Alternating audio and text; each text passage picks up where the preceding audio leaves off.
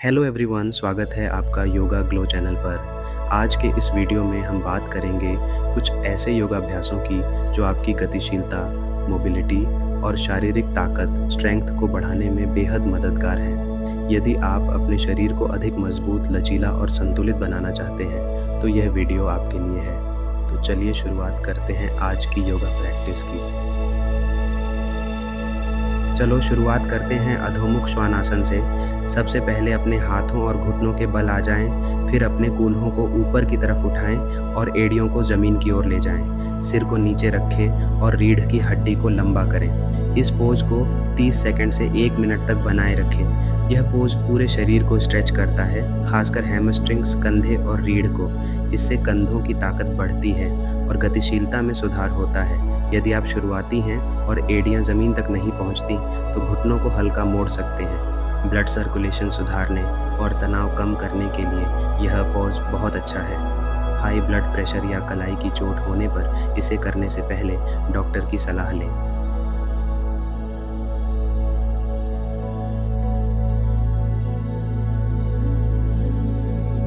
अब हम करेंगे हाई लंज। एक पैर को आगे और दूसरा पीछे ले जाकर लंज की स्थिति में आएं। सामने वाला घुटना एड़ी के ऊपर होना चाहिए और पिछला पैर सीधा।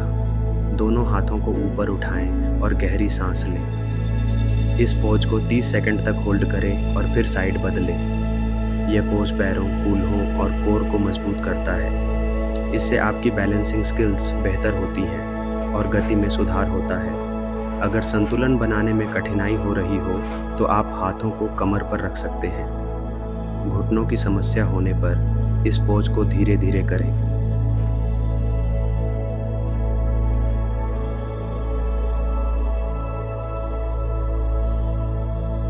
अब करते हैं प्लैंक पोज।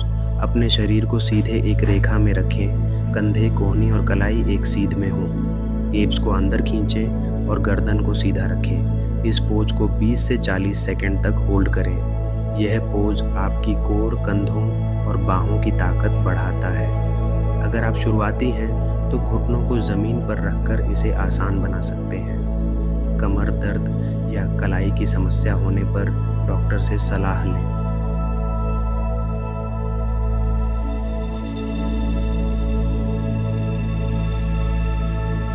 अब हम करेंगे चेयर पोज।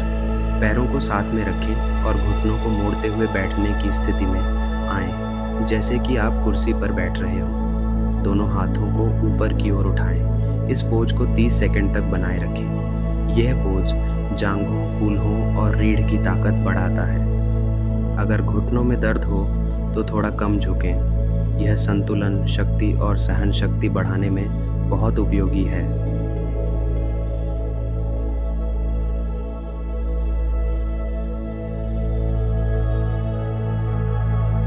हमारा अगला योगाभ्यास है वीरभद्रासन 2। एक पैर को आगे रखें और दूसरा पीछे लगभग 3 फीट की दूरी पर। आगे वाला घुटना मोड़ा हुआ हो और पिछला पैर सीधा।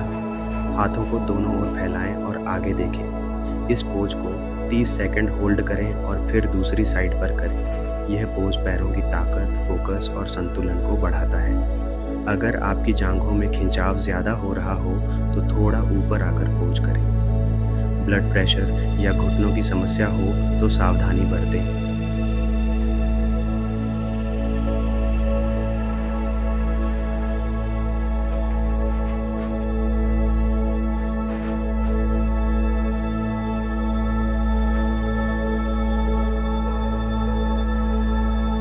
अब करते हैं भुजंगासन, कोबरा पोज।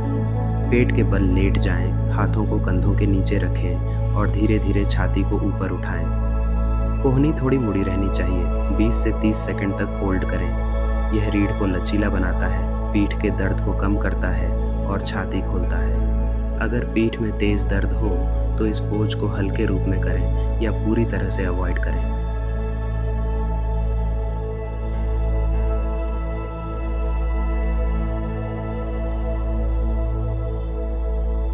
अब हम करेंगे सेतुबंधासन, ब्रिज पोज।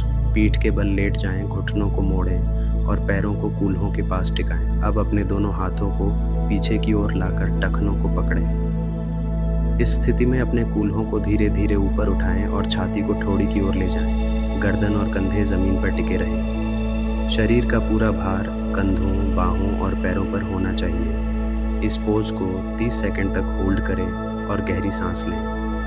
यह पोज रीढ़ की हड्डी को लचीलापन देता है, कूल्हों और जांघों को मजबूत करता है और थकान को दूर करता है। यह ऊर्जा को जागृत करने वाला आसन है। यदि गर्दन में कोई परेशानी हो तो इस पोज को करते समय सिर के नीचे कंबल या सपोर्ट का उपयोग करें।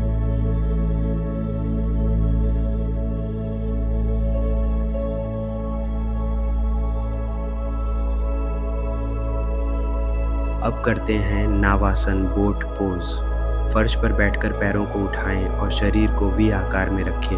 हाथों को सामने की ओर फैलाएं। 15 से 30 सेकंड होल्ड करें और 2 बार दोहराएं। यह पेट, कोर और रीढ़ के लिए बहुत प्रभावी है।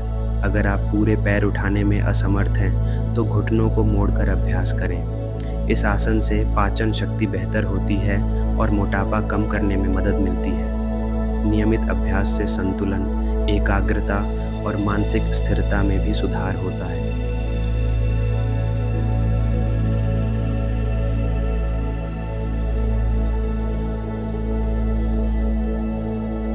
हमारा अगला पोज है शलभासन, लोकस्ट पोज।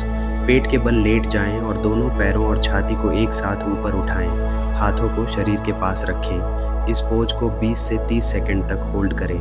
यह पीठ, कूल्हे और जांघों को मजबूत करता है। अगर आप शुरुआती हैं तो एक पैर या छाती को अलग अलग उठाएं।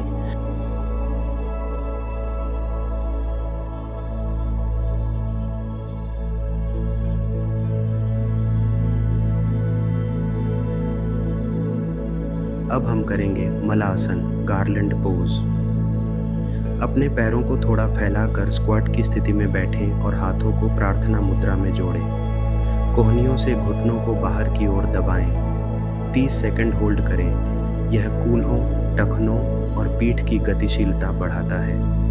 यदि एड़ियां जमीन पर नहीं टिकती तो आप ब्लॉक का सहारा ले सकते हैं।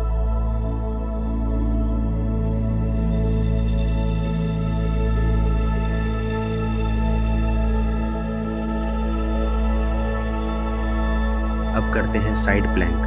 प्लैंक की स्थिति से एक हाथ पर वजन डालकर शरीर को साइड में मोड़ें और ऊपर वाला हाथ हवा में उठाएं। 20 से 30 सेकंड होल्ड करें, फिर साइड बदलें। यह कोर और बाहों की ताकत बढ़ाने वाला पोज है। शुरुआती हैं तो नीचे वाला घुटना ज़मीन पर रखें। यह आसन पेट की मांसपेशियों को टोन करता है और कमर को मजबूत बनाता है। साथ ही यह संतुलन और स्थिरता को सुधारने में भी मदद करता है। अभ्यास करते समय शरीर को एक सीधी रेखा में रखें और सांसों पर ध्यान केंद्रित करें।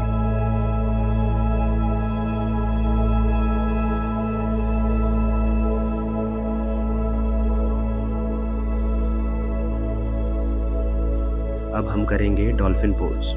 फोरआर्म्स को ज़मीन पर रखें और कूल्हों को ऊपर उठाएं। सिर ज़मीन से ऊपर रखें और एड़ियों को ज़मीन की ओर झुकाएं। 30 सेकंड तक होल्ड करें।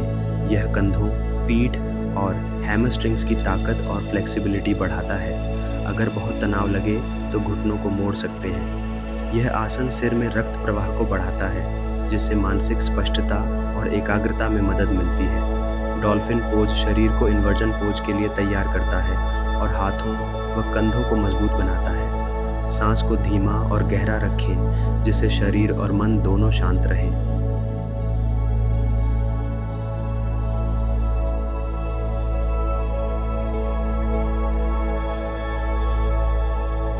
अब बारी है क्रेसेंट लंज ट्विस्ट की।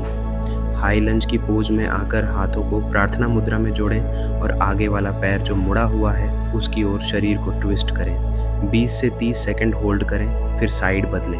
यह कोर को मजबूत करता है और रीढ़ की गतिशीलता को सुधारता है। अगर संतुलन में परेशानी हो तो दीवार का सहारा लें।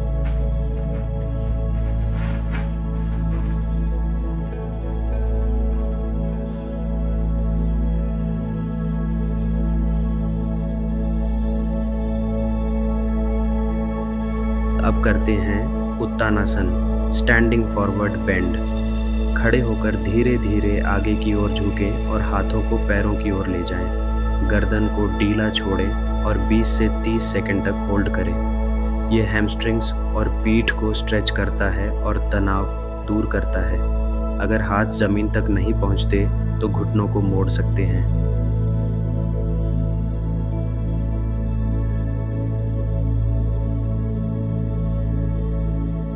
अब हम करेंगे हाफ स्प्लिट्स पोज।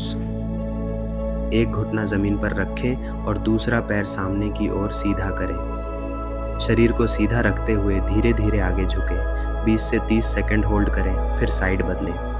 यह पोज हैमस्ट्रिंग्स और हिप फ्लेक्सर्स को स्ट्रेच करता है और गतिशीलता बढ़ाता है। अगर आगे झुकना मुश्किल हो तो हाथों को ब्लॉक्स पर रखें।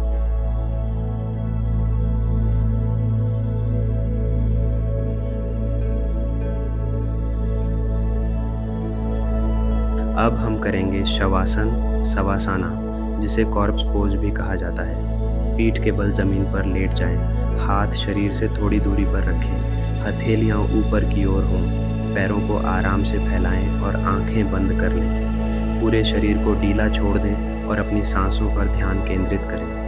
धीरे धीरे शरीर के हर हिस्से को शिथिल करें, पैरों की उंगलियों से लेकर सिर तक। इस स्थिति में 5 से 10 मिनट तक रहें।